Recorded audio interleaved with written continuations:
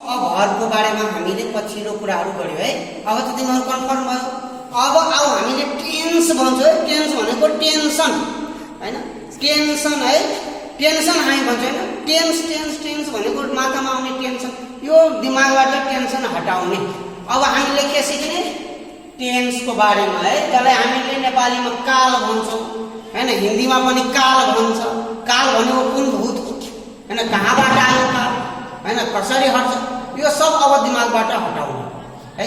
अब हामीले अगाडि यो सिक्नु भन्दा पहिले जुन हामीले पछिल्लो त्यो गरेको या अहिले गरिरहेछौं त्यसलाई सब्स्क्राइब गर्ने, लाइक गर्ने र कमेन्ट बक्समा गएर कमेन्ट पनि गर्ने।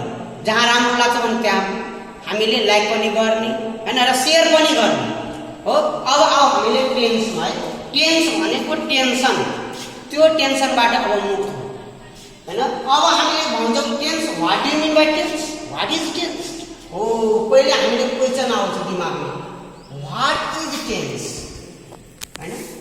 ल व्हाट इज टेन्स, टेन्स भनेको के हो। अब टेन्स भनेको हामीले सिम्पली डिफाइन गर्ने, tense means the action of verb related to tense means the action of verb related to the time by the subject. यसलाई हामीले सिम्पली डिफाइन गरे। Tense means the action of verb related to time by the subject. example हामीले नै कसरी भयो, Ram goes to school every day. ल Ram subject भयो, कसले काम गर्यो हो, के काम गर्यो त गोज गर्यो, कहाँ गयो त स्कुलमा गयो हो, कहिले गयो त एभ्री डे गयो। यसले टाइम सँग रिलेटेड हुन्छ। एक्सन गर्छ के को त गोज हो। अर्को तिमीहरूले सबै टेन्सन पढेको सब्जेक्ट हैन, subject plus verb plus object, यो कन्सेप्ट हटाउने। यो हामीले सबै टेन्समा लिन्छौं, सब्जेक्ट भर्ब अब्जेक्ट। यो अब्जेक्ट नभएर पनि हुन्छ है, यो अब्जेक्ट जरुरी छैन। जसरी हामीले subject plus verb plus object हामी जुन्छ, अब्जेक्ट रहँदा पनि नरहँदा पनि हुन्छ, एडभर्ब हुन्छ। र त्यसको एक्जाम्पल हेरौँ त कसरी हुन्छ र हुँदैन। ल हेर, अब हामीले एक्जाम्पलमा कसरी हुन्छ र हुँदैन। जसरी हामी भन्छौं the sun rises in the east। ल यसमा हामीले यो सब्जेक्ट भयो, यसलाई हामीले भर्ब भने, यो अब्जेक्ट यसलाई भन्ने हो, यो अब्जेक्ट हुँदैन, यो के हो एडभर्ब। त्यसैले यो जरुरी छैन। अर्को एक्जाम्पल हामी हेरौँ त, हामीले सब्जेक्ट र भर्ब हुनु पर्यो। अर्को एक्जाम्पल हेर त, birds are flying, birds are flying. ल बर्ड्स आर फ्लाइङ, यहाँ अब्जेक्ट खोइ, यहाँ अब्जेक्ट त छैन। हामीले सरहरूले के सिकाउँछौं, सब्जेक्ट हुनु पर्यो, भर्ब हुनु पर्यो, अब्जेक्ट हुनु पर्यो। भने अब्जेक्ट कहाँ छ, वेयर, कहाँ छ अब्जेक्ट, वेयर। हामीले अब्जेक्ट कहाँ छ, अब्जेक्ट छैन है, अब्जेक्ट कहाँ छ, अब्जेक्ट छैन हो। त्यसैले हामीले पुरानो कन्सेप्ट जुन छ भने हटाउने। अब नयाँ कन्सेप्ट नआउने, यो जरुरी छैन। हामीले यो देखायो, कुन टेन्स देखायो, कन्टिन्युअस। कुन कन्टिन्युअस त प्रेजेन्ट कन्टिन्युअस हो। त बर्ड्स आर फ्लाइङ, त children are playing in the garden. अर्को हामी हेरौँ हैन, अर्को एक्जाम्पल हेरौँ है, children are playing in the garden, children are playing in the garden हो, इन द गार्डन। ल अब यहाँ हेरौँ त, चिल्ड्रेन आर प्लेइङ यो पनि कन्टिन्युअस भयो हैन। यहाँ हामीले भन्छौँ वेयर प्लेइङ, हामी भन्छौँ, यो पनि भयो। ल अब त हामीले यो पास्ट कन्टिन्युअस र प्रेजेन्ट कन्टिन्युअस को लियो, तर यो के छ place of adverb, adverb of place हामी भन्छौँ, एडभर्ब अफ प्लेस हो। यसलाई हामीले object भन्दैनौँ।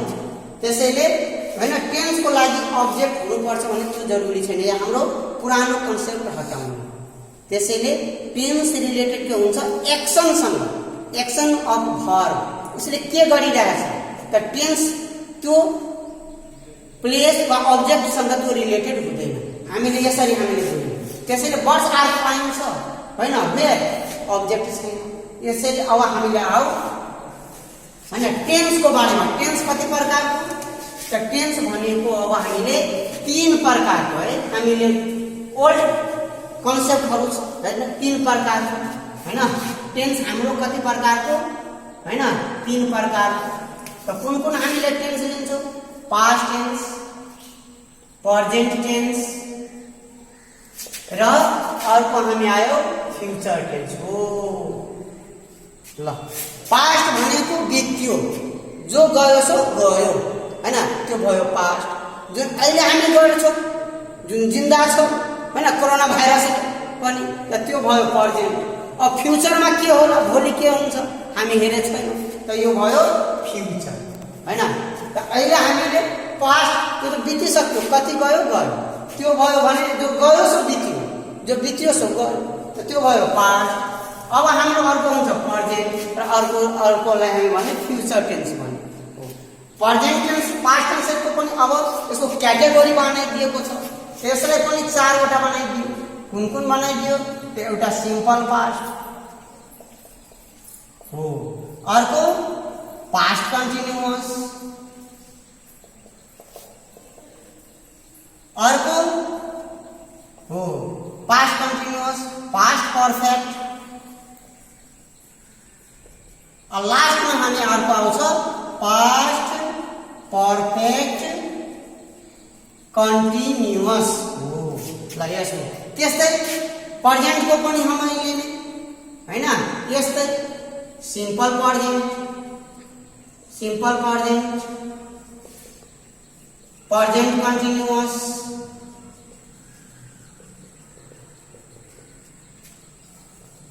Present perfect, present perfect continuous. अब त्यस्तै हामीले फ्युचरमा है simple future,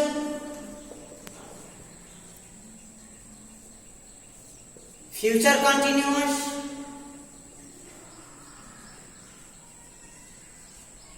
future perfect, future perfect continuous. ल यति त हामीले बुझ्यौं। त्यसलाई हामीले क्याटेगोराइज गर्यौं। ल अब तिमीहरूलाई क्याटेगोरी बताइदियो हैन। अब त्यसको के गर्ने, कहाँ हुन्छ V1, अब के हुन्छ स्ट्रक्चरहरुमा के हुन्छ। ल अब स्ट्रक्चरहरु हेरे 12 वटा बताइदियो हैन। फर्स्टमा के लेखेको सिम्पल प्रेजेन्ट टेन्स, प्रेजेन्ट हैन। सिम्पल प्रेजेन्ट को स्ट्रक्चर के subject plus V1 V5 plus object पनि हुन सक्छ, नहुन पनि सक्छ। एउटा पहिले नै बताइदिए। सेकेन्डमा हामीले प्रेजेन्ट कन्टिन्युअस, प्रेजेन्ट कन्टिन्युअस हो। प्रेजेन्ट कन्टिन्युअस को पनि subject plus am is are plus V4 plus object हुँदा पनि हुन्छ, नहुँदा पनि हुन्छ है। थर्डमा present perfect, present perfect tense को हो, प्रेजेन्ट पर्फेक्ट मा हुने। प्रेजेन्ट पर्फेक्ट को structure subject plus has had plus V3 plus object पनि हुन सक्छ, नहुन पनि सक्छ। अहिले नै हामीले एक्जाम्पलमा टेन्स बताउँदा हामीले गरेको हैन हो। ल अब present perfect continuous, present perfect continuous, यसको स्ट्रक्चर हामीले लिने subject plus has had been plus V4 plus object पनि हुन सक्छ, नहुन पनि सक्छ। फाइलमा simple past tense, simple past tense, simple past टेन्समा हामीले subject plus V2 plus object र यसको हामीले लिन्छौँ 6 मा पास्ट कन्टिन्युअस टेन्सेस हो ल अब हामीले subject plus was were plus V4 plus object या नहुन पनि सक्छ हो ल यति हामीले हेर्यौ अब 7 मा हाम्रो के हुन्छ पास्ट पर्फेक्ट टेन्समा पास्ट पर्फेक्ट को स्ट्रक्चर के गर्ने subject plus had plus V3 plus object पनि हुन सक्छ नहुन पनि सक्छ जुन अहिले मैले तिमीहरूलाई पहिले नै टेन्समा नै बताइदिएको है हो अब के हुन्छ पास्ट पर्फेक्ट कन्टिन्युअस मा हामीले के गर्ने subject plus had been plus V4 plus object पनि हुन सक्छ नहुन पनि सक्छ हो अब 9 मा हामी आउने सिंपल फ्यूचर अब आयो हामीले फ्यूचर टेन्स मा सिंपल फ्यूचर को स्ट्रक्चर के गर्ने subject plus shall will plus V1 plus object पनि हुन सक्छ नहुन पनि सक्छ हो ल अब 10 मा है के हुन्छ फ्यूचर कन्टिन्युअस हो ल फ्यूचर कन्टिन्युअस को स्ट्रक्चर के subject plus shall will plus be plus V4 plus object और डैश हामीले त्यो दिएको 11 मा फ्यूचर परफेक्ट टेन्स मा अब के हुन्छ यसको subject plus shall have will have shall will have plus V3 plus object और डैश हामी गर्छौं त्यो पनि हुनु भएन लास्टली अब हामी केमा आयो फ्यूचर परफेक्ट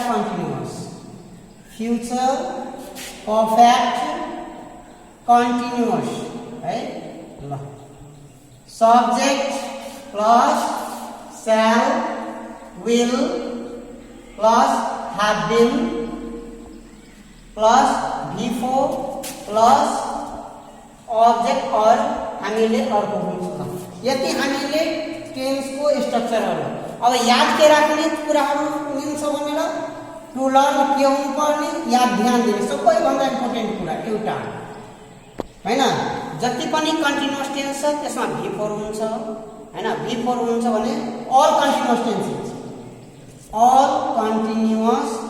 कन्टिन्युअस टेन्सेस मा के हुन्छ V4 हुन्छ याद राख्ने अर्को अल परफेक्ट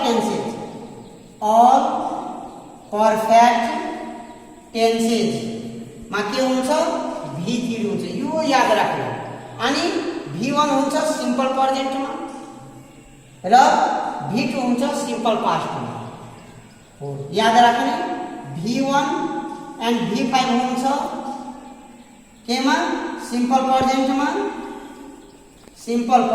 मा र V2 हुन्छ केमा सिम्पल पास्ट मा यो इम्पोर्टेन्ट कुराहरु याद राख्ने ल अब तिमीहरु कहिले पनि नभुल्ने यति याद राखिहाल्छौ भने यसबाट टेन्स भोइस नारेसन सबै कुराहरु तिमीहरु सिक्न सक्छौ ल थ्यांक यू अब तिमीहरु याद राख्ने यति कुराहरु आजको लागि राख अर्को हामी कुराहरु अर्कोमा हामीले सिकाउँछौं।